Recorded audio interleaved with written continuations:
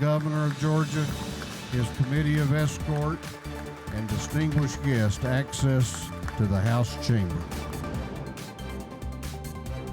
That is Speaker David Ralston welcoming Governor Brian Kemp into the House chamber to deliver his fourth State of the State address. Good evening. I'm Donna Lowry here with Capitol correspondent Brenda Waters. Welcome to Lawmakers on day 3 of the legislative session. We're going to show you that address. Afterwards, we'll have the Democratic response, and later, my extended interview with the President and CEO of the Georgia Chamber of Commerce. And now, Governor Kemp with his 2022 State of the State address. Well, thank you all very much. I'm still hung up on what the Speaker said about Marty and the girls. Lieutenant Governor Duncan, Speaker Ralston, President Pro Tem Miller, Speaker Pro Tem Jones, members of the General Assembly, members of the Judiciary, and my fellow Georgians. 3 years ago, when I stood before this body and the people of our state for the first time as your governor, I said, I know there will be adversity, those who want to tear us down. There will be difficult days and dark nights, but together we will overcome. Like Coach Henderson said, it can be done. Standing before all of you today in the final year of my first term in office, I didn't know then how true these words would become. But just like I saw all those years ago under the Friday night lights at Clark Central High School, legendary football coach Billy Henderson was right again. Despite the divisive politics, the pandemic, the unforeseen challenges, the tough obstacles that stood in our way, we pulled together and lent a helping hand to our fellow Georgians and proved it could be done. As Psalm 16:8 says, I've set the Lord always before me, because he is at my right hand, and I shall not be shaken. Over the last 3 years, we built Georgia's house on a firm foundation. The concrete, the frame, and the roof withstood the storms, and we emerged resilient. We boldly seized the opportunity to plant seeds for the future in good soil, so a bountiful harvest would bring our state brighter, more prosperous days ahead. Thanks to that approach and our work together, our state has celebrated unprecedented success. By keeping our state open for business, bringing record levels of jobs and investment, and fighting to put hard working Georgians first, we now have the opportunity to build a safer, stronger Georgia for all who call the Peach State home. In September of 2018, I unveiled my plan to raise teacher pay in our state by $5,000. At that time, Georgia ranked 23rd in the country in annual salary for our educators. And a statewide survey showed that 44% of hardworking Georgians leading our classrooms would leave the profession within the first 5 years. Today, 3 years after we came together and passed a $3,000 down payment on that promise, educators and students face a challenging future. Parents, teachers, and administrators across our state are doing their best to help students overcome learning loss due to the pandemic. Students from all walks of life are confronted with mental health struggles. Teachers are asked to do more and more every year. And the need for a world-class K-12 education to prepare our children for the ever-changing workforce has never been greater. Throughout my first term, I've had the honor of attending teacher listening sessions and regular meetings with groups of superintendents and school board members from across the state. In those discussions, I've got to know and also understand the struggles, the successes, and the needs of different school districts in every corner of Georgia. The hardworking Georgians in our schools, the school staff, administrators, bus drivers, cafeteria workers, and teachers all do a terrific job of keeping our kids safe and investing in their futures. To support their heroic efforts day in and day out, I believe that we as state leaders must continue to do everything we can to assure they have the resources necessary to fulfill their mission and prepare the next generation of leaders for successful lives and careers. That's why my fiscal 2023 budget proposal will include the final installment of $2,000 to finish out the largest pay raise in state history, a total of $5,000 since 2019.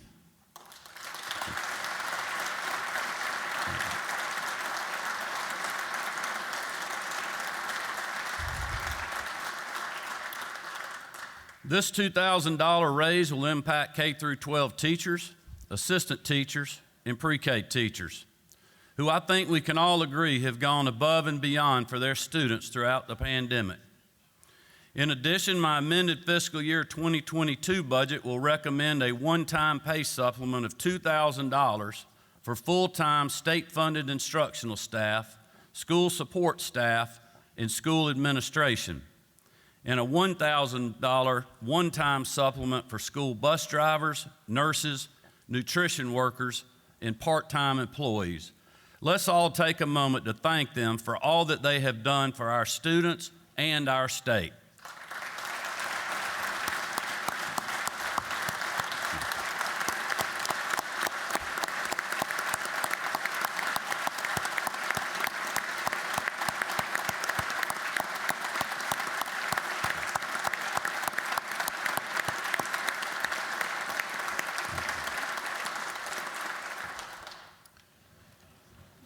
Additionally, a priority for conservative leaders under the Joel Dome, including myself for many years, has been to appropriately fund the state school funding formula.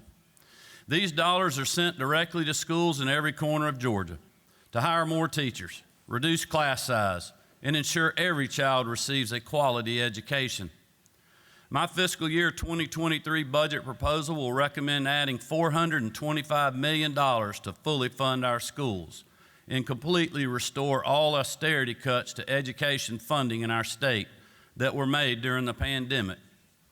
This key priority will collectively provide an additional $1.4 billion in direct funding to our K through 12 schools and invest more per K through 12 student than ever before. When it comes to education in our state, it's a lot more than just money and resources. As the parents of 3 daughters, one of who is a public school teacher, Marty and I are also concerned about what we're seeing across the country.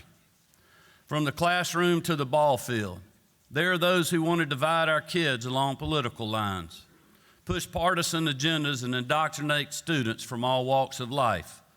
This is wrong, it's dangerous, and as long as I'm governor, it will not take root in our state.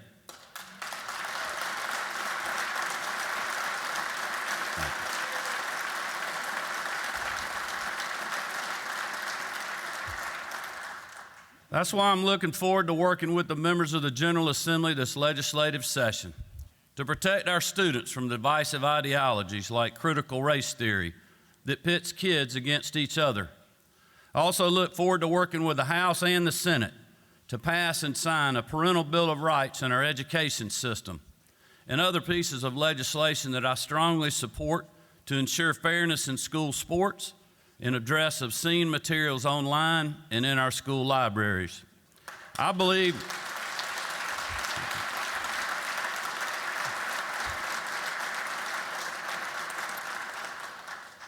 by working together, this legislative session will be a historic one for education in our state, because building a safer, stronger Georgia starts with putting students and parents first.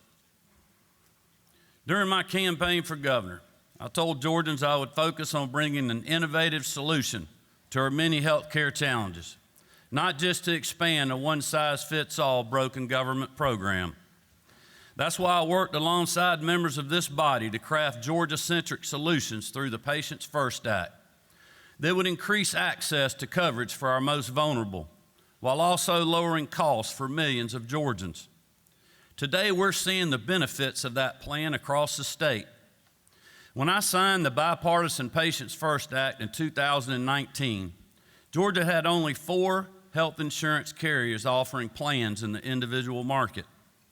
Today, we've nearly tripled that number with 11 carriers offering plans for 2022. In 2019, only 26% of Georgia counties had more than one carrier offering insurance on the individual market. Now, in 2022, 98% of all counties have more than one carrier, which means expanded choice and lowered costs for hardworking Georgians. Overall, the state's $139 million investment in Georgia Access, included in my budget proposal this year, has helped reduce premiums by a statewide average of 12%. That's $850 in annual savings for Georgians on the marketplace today. And in rural counties, where premium prices were highest, choices in coverage were few, and options for care were limited, the reinsurance program has contributed to premium reductions from 25% to over 30% in some counties. For a 50-year-old Georgian buying a silver plan on the marketplace, that translates into annual savings from $2,500 to over $4,300 a year. I'd like to thank Insurance Commissioner John King for his work alongside my office to implement these reforms and deliver results for Georgia families. And while the Biden administration plays politics, in Georgia, we're making health care more affordable for millions of our citizens.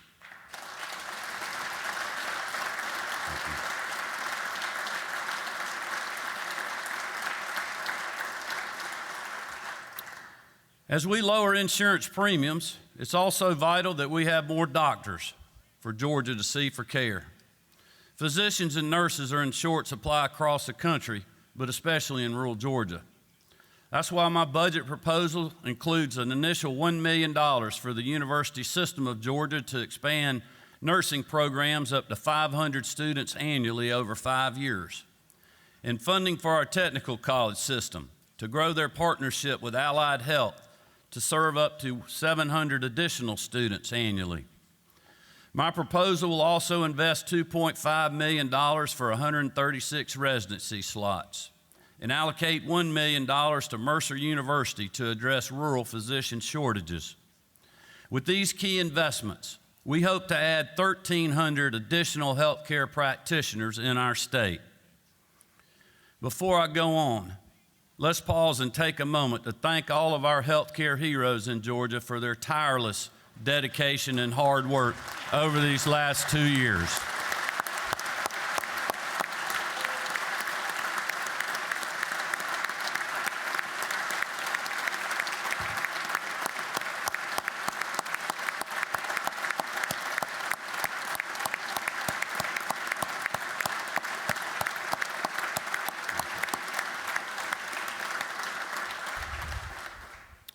In fiscal year 2021, my office worked alongside the members of the House on an important priority of theirs to expand Medicaid coverage for new mothers to 6 months. Building on that success, my budget proposal includes a priority of members of the Senate to extend that coverage to a full year, to ensure these new moms are able to receive medical care at a critical time for their health and their long-term well-being. Thank you.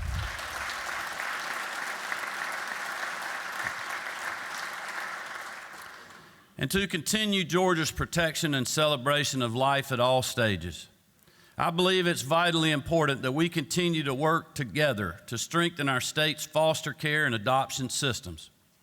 My budget proposal will include nearly $28 million to allocate a 10% provider rate increase for all foster parents, relative caregivers, child caring institutions, and child placing agencies. This has been one of the most rewarding issues my office has tackled with members of both chambers. And I want to take a moment and thank the members here today and those who are no longer serving for their bipartisan efforts to put Georgia's children first. Thank you all very much.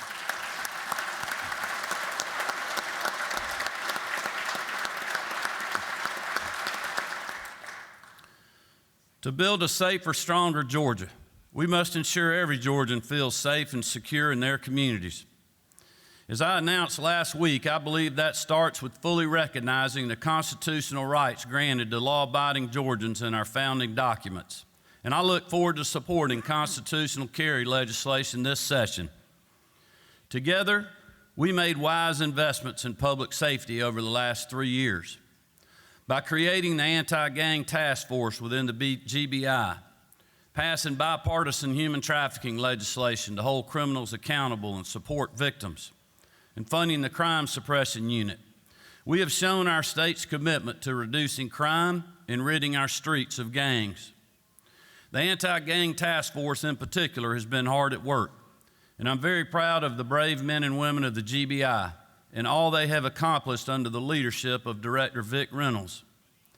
But in too many jurisdictions across our state, soft on crime local governments and prosecutors have been unwilling to join the fight to rid their communities of these criminal networks. With many urban and some rural counties facing alarming levels of violent crime, we have the responsibility to act. To provide additional assistance for GBI's efforts to dismantle criminal street gangs, my budget proposal will include funding for a new anti-gang unit in the Attorney General's office, which will allow Attorney General Carr to direct some more resources in prosecuting gangs statewide.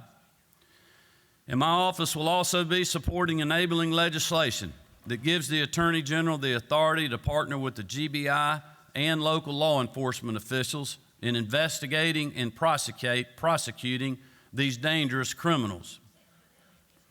To streamline case backlogs due to the COVID-19 pandemic and ensure prosecutions can obtain evidence as quickly as possible, my proposals will recommend over $7 million to upgrade GBI crime lab equipment, begin improvements to GBI headquarters, and provide an additional 32 staff in the crime lab and medical examiner's office to address their increased volume. This investment follows $110 million in federal funds that my office allocated to the judicial system back in October of this year to swiftly address delayed cases. Justice delayed is justice denied, and we will provide every resource necessary to ensure the courts and prosecutors have the information that they need, because safer communities lead to stronger communities, and together, I know we can build on our significant progress over the last 3 years. On the front lines of our mission to build a safer, stronger Georgia is the Department of Public Safety and our brave men and women in blue and gray. One of the greatest honors of holding this office is seeing these heroes work each and every day to protect our communities and patrol our roadways. From ensuring peaceful protesters were kept safe and restoring order to the capital city in the summer of 2020, to hunkering down through a global pandemic and serving as the tip of the spear in our crime suppression efforts here in Atlanta, the department went above and beyond the call of duty every time. To bolster their critically important efforts, my budget proposal will include $3 million to support an additional trooper school class of 75 cadets this coming year. I'd like to thank Colonel Wright and his team for all that they continue to do for our state.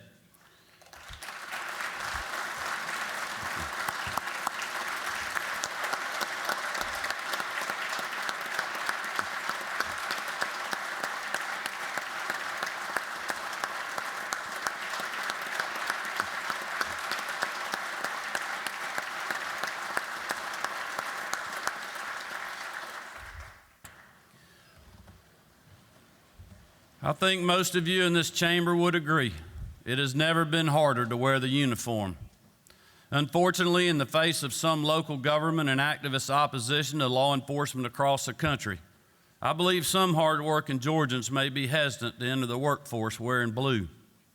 To ensure we recruit Georgia's finest to protect our communities, my office has asked Commissioner Greg Dozier of the Technical College System of Georgia to add law enforcement and criminal justice degrees to our high-demand career initiatives. This aims to provide a free tuition to over 1,000 Georgians looking to obtain those degrees at our technical colleges. As you all know, at the end of last year, I was proud to join many of you in allocating a $1,000 bonus to our law enforcement and first responders across the state. As my office released last week, I'm also proud to say that my budget proposal will include a $5,000 raise for state law enforcement and other state employees. These brave men and women have been on the front lines of a truly unprecedented time in our state's history, from civil unrest to a global pandemic, and we could not be more appreciative of all that they do to keep our families and our communities safe. And I want everyone to know, as long as I'm governor, I will always back the blue. I hope you all, again, will help me recognize all these hardworking men and women across our state for their efforts.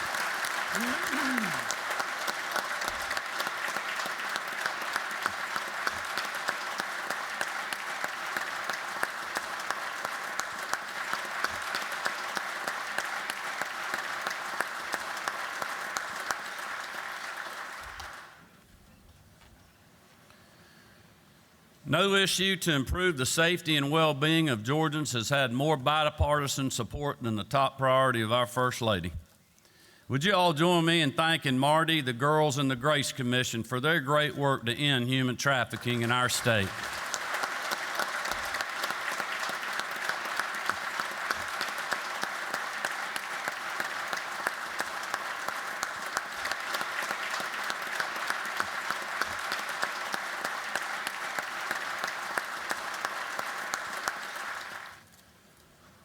Under Marty's leadership, alongside co-chair Speaker Pro Tem Jan Jones and GBI Director Reynolds, the Grace Commission has changed the conversation around human trafficking by reminding Georgians that men and women trapped in this evil industry need our help and our compassion, not another blind eye turn. With the strong support of the members of the General Assembly and state law enforcement, including Attorney General Chris Carr, they have championed reforms that now give survivors a fighting chance, a place to shelter, and a path back to the life they wish to lead. The Grace Commission has also pushed for tougher penalties on those who break our laws and enslave others into a life in the shadows. I'd like to thank every member, Republican and Democrat, for their votes in support of these new laws. However, our work here is not yet finished. Unfortunately, many criminals making their living destroying the lives of others are able to quickly get back out onto the streets and begin preying upon young women and men within hours of their initial arrest. That's why our First Lady and the Grace Commission will be bringing forward legislation to add human trafficking to the list of serious violent and sexual offenses that require a Superior Court judge to grant bail. Making these common sense bipartisan reforms to our criminal justice system to protect our most vulnerable is yet another way we can work together to build a safer, stronger state for generations to come. Nearly 2 years after the first case of COVID-19 was detected in Georgia, millions are vaccinated, and our economy is roaring back faster and stronger than other states across the country. In fact, the Peach State is leading the nation in economic recovery because Georgia protected both lives and livelihoods. Our best and most prosperous days are ahead. Our unemployment rate, thank you. Our unemployment rate is at record lows, outpacing most of the country, including our fellow states in the Southeast. Jobs and investment numbers are through the roof. Companies from around the world have Georgia on their minds. Small businesses are bouncing back, and we just celebrated the largest single economic development project in state history. These achievements did not happen by accident. Georgia is on the move because we chose freedom over government shutdowns. We trusted our citizens to be part of the solution instead of part of the problem. We continue to fight unconstitutional federal mandates that force hardworking Georgians to choose between their livelihoods or a COVID vaccine. We stood up for our job creators and their employees and ignored the partisan attacks from the left, the national media, and those that seek to divide us for financial or political gain. We made the tough decisions because they were the right ones. We put hardworking Georgians and their families first because that's what we all were elected to do. Nearly 5 years ago, when I announced my campaign for governor, I made this promise, that I would run on an agenda that would put them first, ahead of the status quo. I would tell voters what I wanted to do as their governor, and if they chose me and my family to serve them for 4 years, we would go to work for them every day and do exactly that. Marty, the girls, and I are deeply honored by the trust a record number of Georgians placed in us back in November of 2018. With the Lord before us, we set out to do the job that you all hired us to do. And whether you voted for me or not, I have fought hard to live up to the commitments that I made on the campaign trail and ultimately do the right thing, even when no one was watching.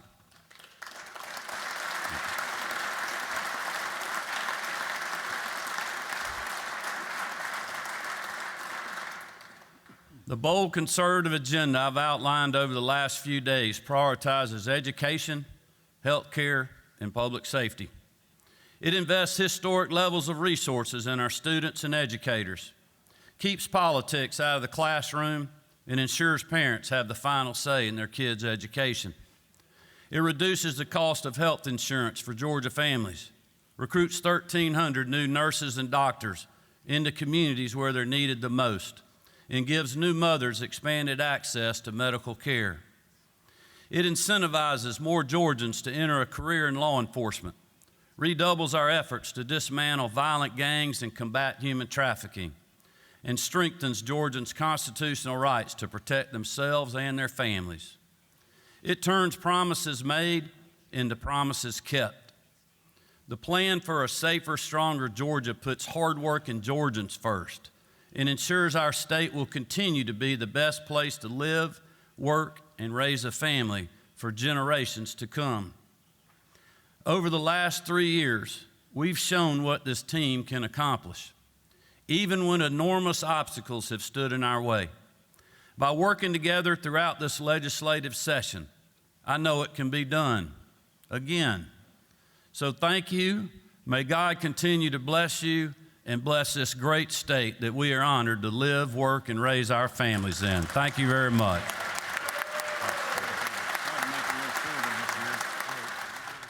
Governor Brian Kemp in the State of the State address.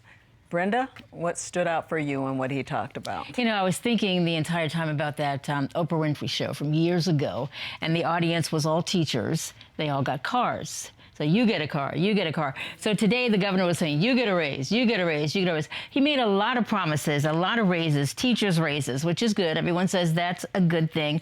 Also hiring more law enforcement. Right. That's all very good. And state police.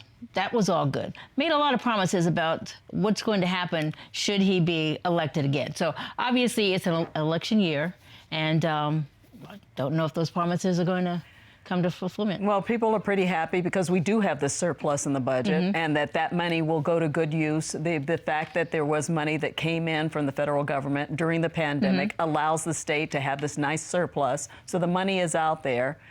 He also wanted to make sure he was able to shore up public safety a lot more. That's right. With the anti-gang task force, he also promised that he'd like to have more law enforcement. He wants to hire more police officers, and he's giving the ones who are already on the force pay raises as well.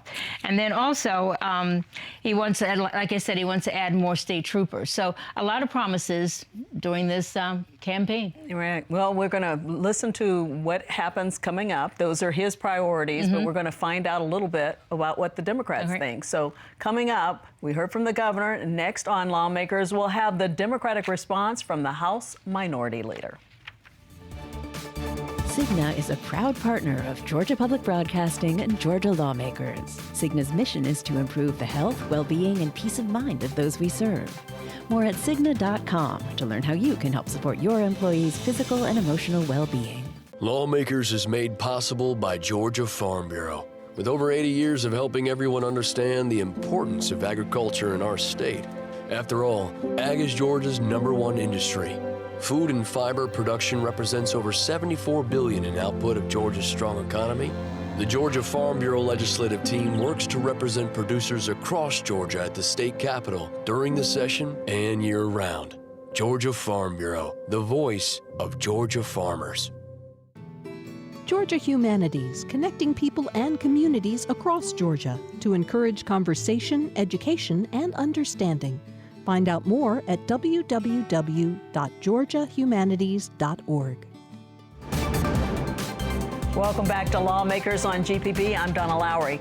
We now bring you the Democratic response to the governor's State of the State address. My fellow Georgians, I'm Dr. James Beverly, optometrist, father, and state representative from Macon. I serve as a Democratic leader in the Georgia House, and I'm honored to offer the Democratic response to the governor's State of the State address today. I'd like to take a moment to remember those who have lost their lives to COVID-19. At one time, a distant fear has now touched nearly everyone around us. Over 35,000 loved ones are no longer with us. Parents, uncles, aunts, beloved neighbors, longtime friends, and yes, even some of our children. I know many of you know grief. I know grief. Time stops. Everything fails, seems small, inconsequential. For every Georgian who was touched by COVID losses in this pandemic, we feel your pain and we're sorry for your loss. But for far too many of us, it didn't have to be. So many deaths were preventable. And wave after wave, people failed to get the care they needed, and they suffered for it. But the critical flaw isn't just in our inability to catch up with the needs of folk who have COVID. Our state leadership has not taken the basic steps that will prevent COVID in our homes, our workplaces, and our schools. Nor has the governor offered health care to our most vulnerable citizens. But what did we hear about today? More firearms on our streets. Even now, the governor seems to be more interested in getting guns in hands than shots in arms. Innovative solutions are what he promised, but not what he delivered. As a man of faith, but first and foremost, as a person with a heart, I believe that we should care for the sick among us. We all deserve health care that allows us to see a doctor and get prescriptions filled when we need it. It's that simple. Right now, the funding is on the table to expand health care to 500,000 Georgians, and it's been there for years. Unless the governor acts to expand Medicaid, Georgia will once again decline $3 billion of federal funding. Last year, Governor Kemp offered a proposal that would have covered fewer Georgians at a higher cost. Its requirements fell so short, outside of the intent of the law, that they were denied by the federal government. Yet again, the governor would rather play politics than see Georgians get the health care they need. I don't think I've ever seen a self-proclaimed businessman leave so much money on the table. Freedom over government shutdown is a decent campaign rhetoric, but it's not a solution.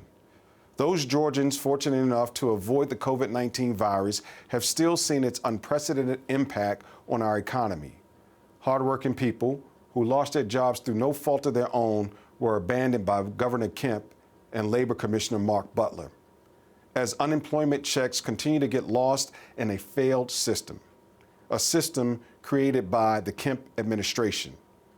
As Georgians were unable to re-enter the workforce in the early stages of this pandemic, our governor advocated for an end to enhanced unemployment benefits, forcing countless people into an impossible choice. The governor said this morning that our economy is strong. Let's be clear. Our economy is strong thanks to COVID relief funds. In fact, Georgians have Senators Warnock and Ossoff to thank for our current budget surplus. One of my colleagues in the House, Chair Billy Mitchell of Stone Mountain, says it best. The number one question I hear from my constituents, can you help me get a job? But when Georgians couldn't find work, our leaders failed to have their back. Once again, the self-proclaimed businessman, Governor Kemp, left our state's most valuable resource behind. Even as hospitals across our state are filling up and our children are battling COVID, our current governor is a man without a plan. For years, Georgia's education system has failed students. I think the current leadership is ready for its report card. Adequate funding for our schools. F. Supporting our teachers. F. Tuition costs. F. Republicans have cut over $1 billion in public education funding over the last 10 years. Even at full funding, The QBE formula by which we assess the funding has not been updated in well over a decade.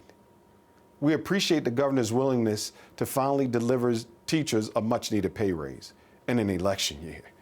Democrats have been advocating for teacher pay raises for years, but the work cannot stop there.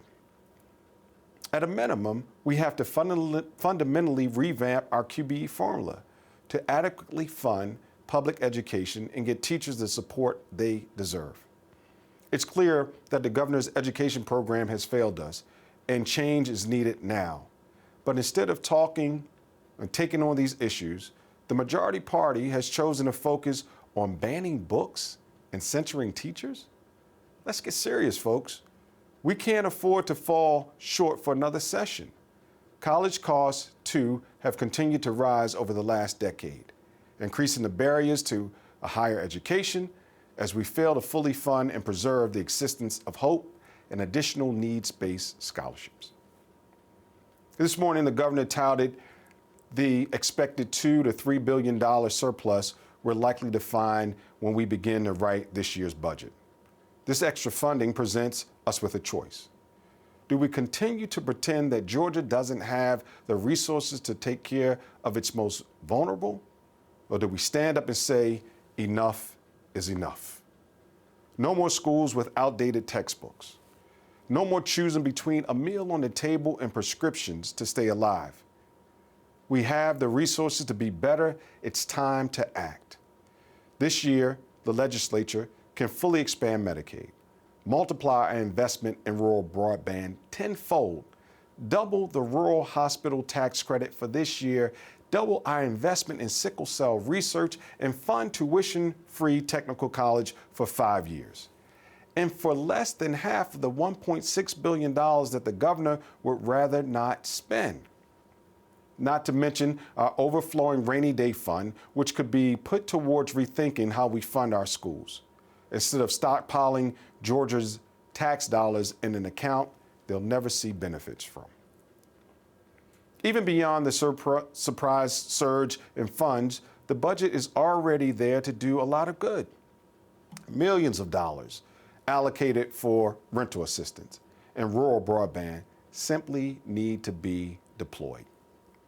Thanks to the Biden administration, we have much needed relief in infrastructure, investment, and Jobs Act. A huge opportunity to put Georgians to work and stimulate the economy in local communities. But we must ensure that Georgia's minority business community is at the table and has a full plate in the implementation.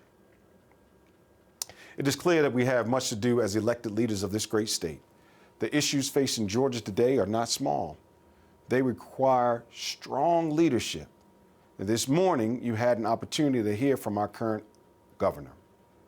Putting even more firearms on the street with no oversight, passing even more tax cuts that only benefit the well-off, and wasting time in the courts in frivolous lawsuits against the Biden administration? That's our governor's vision for Georgia. A race to the right to kick off his campaign while everyday Georgians need solutions. Our Republican colleagues in the state legislature are following right along with bills that ban books from schools, libraries, and restrict what teachers can discuss in a classroom, all based on deep-seated fears of our ugly past.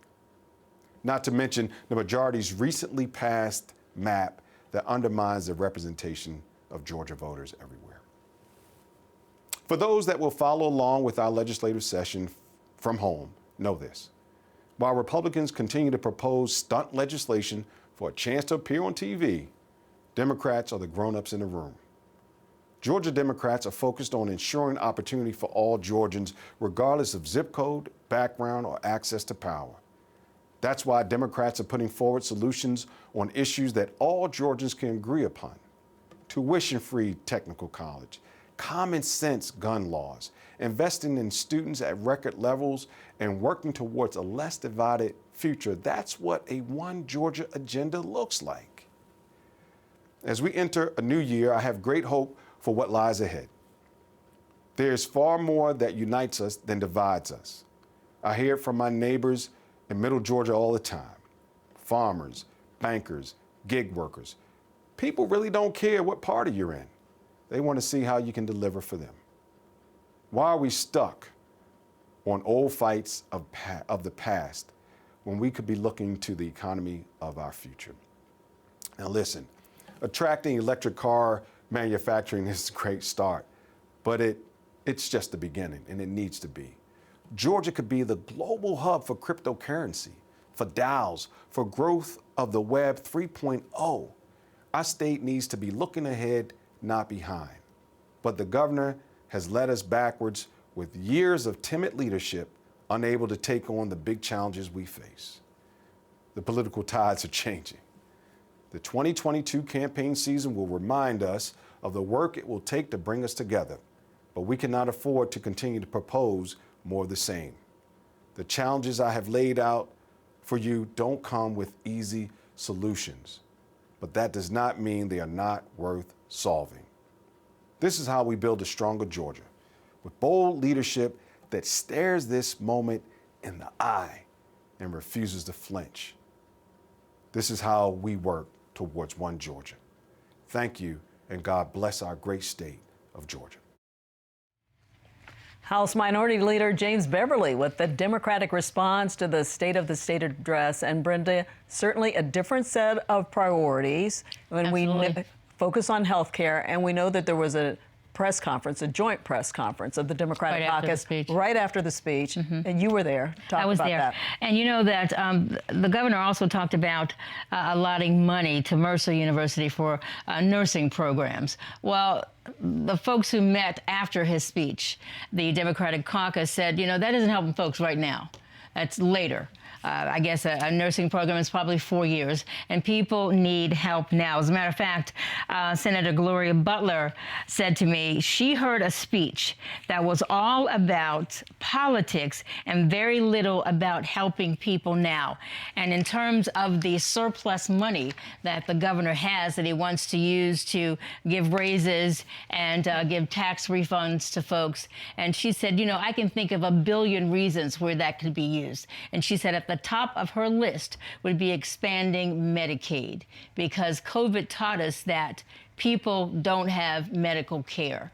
People were dying. They couldn't pay their medical bills. So that is what she would like to see done with that surplus money. Yeah, so the Democrats have been asking for the state to fully fund Medicaid for a while. The governor has had waivers. The Biden administration has kind of put those waivers in limbo right now. And so we know that Georgia is just one of 12 states that hasn't fully funded Medicaid. And that is going to be something the Democrats are really going to push. And they feel that that surplus money should go that way. Absolutely. They're pushing it. They're pushing it now. And they're hitting home with a lot of folks. People have lost neighbors. They've lost family members, as Representative Beverly said. So they're feeling the brunt of this by not having medical insurance, by not having Medicaid.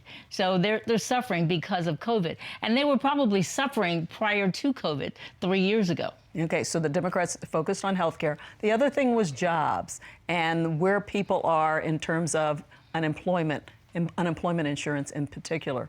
You know, after the press conference today, Representative Bazemore came up to me and she said, you know, no one really addressed unemployment. The governor said that our unemployment was very low. But she said, you know, people are still waiting for their unemployment checks. And she said some folks are waiting for $8,000 or $9,000. The office, she said, as far as she knows, is still closed. You can't get through on the lines. So no one is getting their money. People have lost their homes. They've lost everything because they can't get this money that is theirs. Yeah, so we're talking about jobs, and we're going to talk about that a little bit more. Jobs, certainly important, something the Chamber of Commerce cares about. So we know what happens with business in the community, it reverberates across the state with jobs, public safety, education. And I did an extended interview with the president and CEO of the Georgia Chamber of Commerce, Chris Clark, about everything from supply chain and workforce issues to the struggles that small businesses face. And I started by asking him about the Chamber's legislative priorities. You know, we had exit issues earlier this week, and we laid out kind of 3 priority areas for us. One is to continue economic diversification, so working on issues to help minority small businesses, help make sure we have more regulatory sandboxes so more technology companies can come to the state of Georgia. How we protect larger companies, and one of those is dealing with frivolous lawsuits and some legislation there that we hope to pursue this year. Our second area is on infrastructure. You have to have infrastructure of the future, so working with the Freight and Logistics Commission that's been working now for 3 years. We can talk more about e-mobility and what that's going to look like. Finishing Plant Vogel, better broadband access.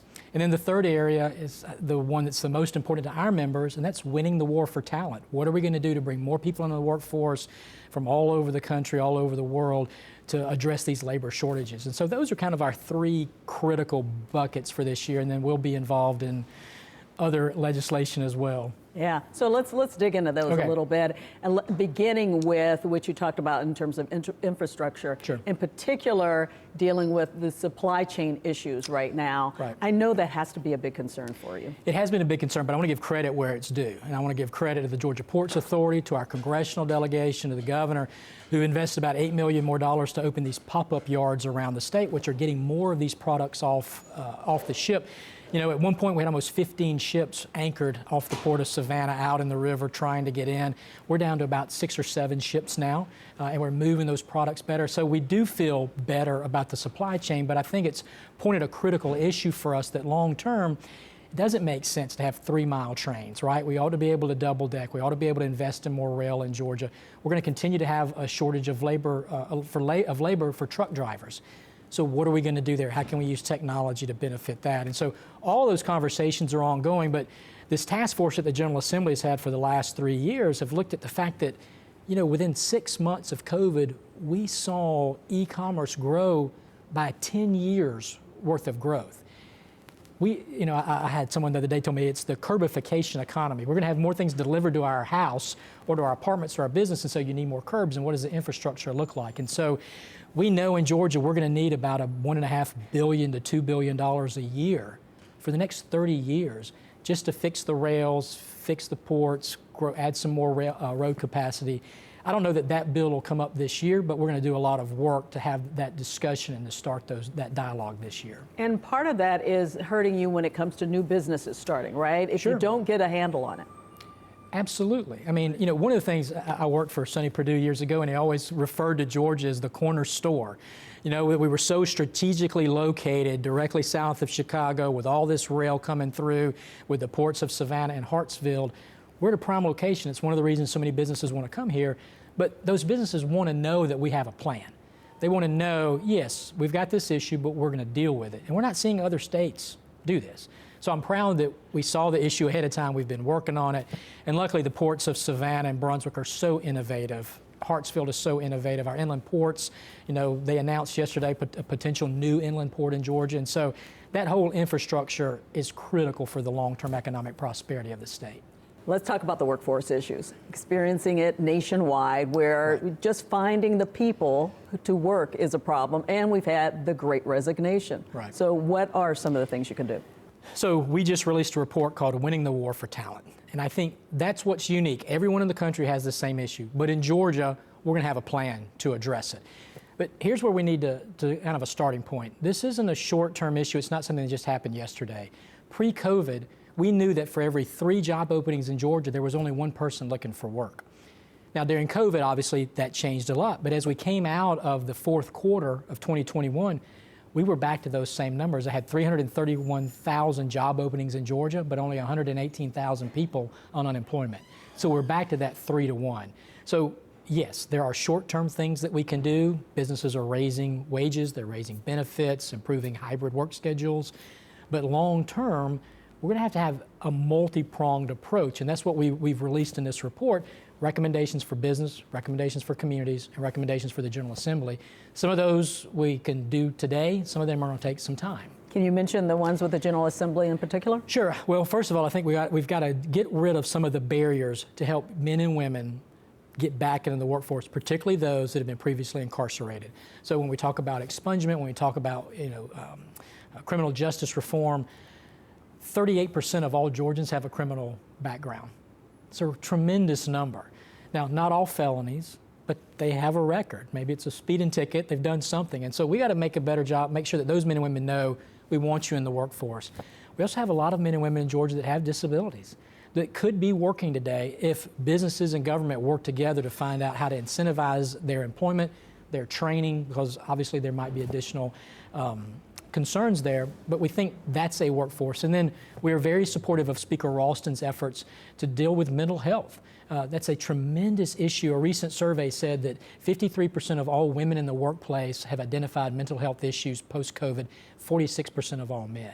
And so I think we can do a better job of helping those men and women stay in the workforce by helping address the issues that they're facing. So, you've got those issues I think are more short-term and immediate.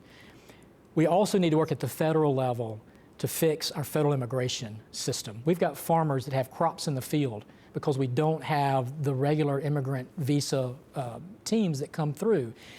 We have 3 million fewer immigrants working in America post-COVID than we did before, but almost 3 million in the system in Washington that just can't get the paperwork that they need. And that's impacting our businesses. And so that's a federal issue that we're working with our partners there.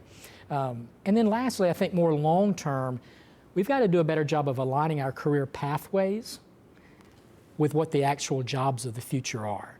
If you've got a young person that's in a rural community and nobody ever comes and tells them about the opportunities in their community or the career pathways aren't there in their high schools, they're going to go do something else and they're going to miss the opportunities to live, work, play, and pray where they grew up. And that's part of the brain drain issue that we deal with in rural Georgia. Right. And the school systems, in terms of the technical colleges, shoring those up a little more too. Absolutely. I mean, listen, I think that's part of the secret sauce and the secret weapon in Georgia, our technical colleges and having people prepared so quickly when a new company comes to town.